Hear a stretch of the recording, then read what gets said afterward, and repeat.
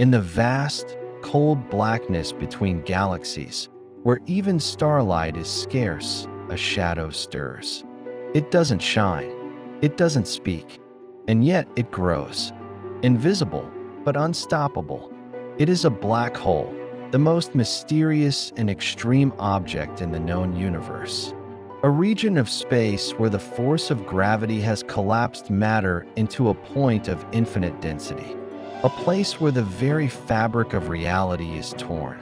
Not even light, traveling at 300,000 kilometers per second, can escape its grasp. We've spent decades trying to understand black holes, how they form, how they grow, and what their existence tells us about the universe itself. And over time, we've developed rules, frameworks, equations to keep these cosmic monsters predictable, manageable in our minds. But recently, we found one that doesn't follow the rules.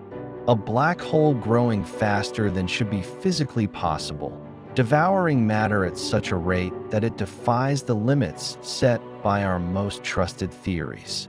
Not just breaking records, but breaking the very laws of physics. It's a discovery that has stunned astronomers, not just because it's unexpected, but because it forces us to ask a terrifying question. What if the universe is bigger, stranger, and less understood than we ever imagined? To grasp how unusual this discovery is, we need to understand a concept at the heart of black hole physics, the Eddington limit. It sounds technical, but the idea is beautifully simple. Everything in the universe is a balancing act, including black holes. When gas and dust spiral into a black hole, they don't fall in quietly. They form an accretion disk, a swirling maelstrom of material heated to millions of degrees by friction and gravitational forces. This disk becomes so hot that it emits powerful radiation, light, heat, even X-rays, streaming outward in all directions. Now here's the key. That radiation pushes against the incoming matter. It fights back.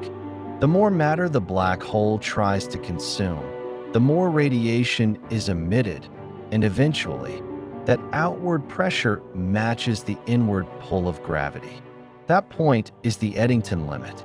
It's a cosmic speed limit on black hole growth, the maximum rate at which material can fall in without being blown away. Grow faster than that, and you create a feedback loop that should, in theory, stop further growth. The black hole regulates itself, like a fire that burns so hot it chokes on its own smoke. This limit has been foundational to modern astrophysics. It's helped us model the lifespans of galaxies, predict the behavior of quasars, and simulate the growth of supermassive black holes over cosmic time. It has always held, until now. In 2024, astronomers using a combination of space-based and ground-based observatories made a startling observation. They were studying a quasar, a blindingly bright beacon at the edge of the observable universe, powered by a distant black hole. But this one was different. Its light was not only brighter than expected, it was too bright. Its feeding rate, the rate at which matter was falling into the black hole, was calculated to be 10 times greater than what the Eddington limit should allow. Not slightly above, not marginally higher, but violently beyond the accepted boundary. And it wasn't just a flare-up. This wasn't a brief cosmic outburst or an illusion of perspective. This black hole had been growing at this impossible rate for a sustained period, long enough to reach a size of several billion solar masses in less than 1 billion years after the Big Bang. That is, frankly, absurd. By all existing models, it should have taken billions of years to grow that large. But the universe hadn't been around long enough for that to happen, unless something was very, very wrong with our assumptions. This black hole wasn't just breaking the rules, it was exposing their limits. So how could this be happening? Scientists are not without ideas. though many sound more like desperate improvisations than satisfying explanations. Some suggest the black hole might be feeding in bursts, short, chaotic surges of matter that slip past the radiation barrier before it can push back, like someone gulping food faster than they can choke on it. Others propose exotic mechanisms, such as anisotropic accretion, where matter flows into the black hole through narrow, dense channels. In this scenario, radiation escapes through other directions, leaving the incoming material unaffected. It's clever, it's possible, but it's also rare. Too rare to explain multiple fast-growing black holes now being observed in the early universe. Another idea is that some black holes may have been born large. Instead of forming from a collapsed star, they may have emerged from the direct collapse of massive gas clouds shortly after the Big Bang, forming seed black holes thousands or millions of times more massive than usual. That would give them a head start. But even then, growing this fast, this early, remains a stretch. And then, there are the more radical ideas. Maybe our understanding of radiation pressure is incomplete. Maybe the geometry of space-time near the event horizon behaves in unexpected ways. Maybe quantum gravity effects, still hypothetical, are at play. Each theory raises more questions than it answers. But this isn't just a mystery about one object. It's a crack in the foundation of our cosmic timeline. Black holes are central to the story of galaxies, to the story of us. They shape their host galaxies through powerful feedback loops, regulating star formation and influencing structure on massive scales. If black holes in the early universe could grow this rapidly, it means galaxies may have formed much earlier and in very different ways than we thought.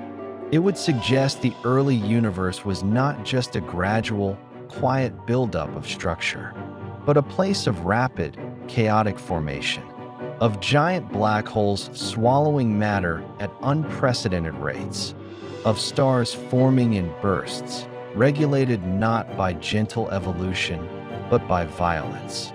It calls into question the sequencing of the cosmic web, the filaments of matter that connect galaxies across the universe.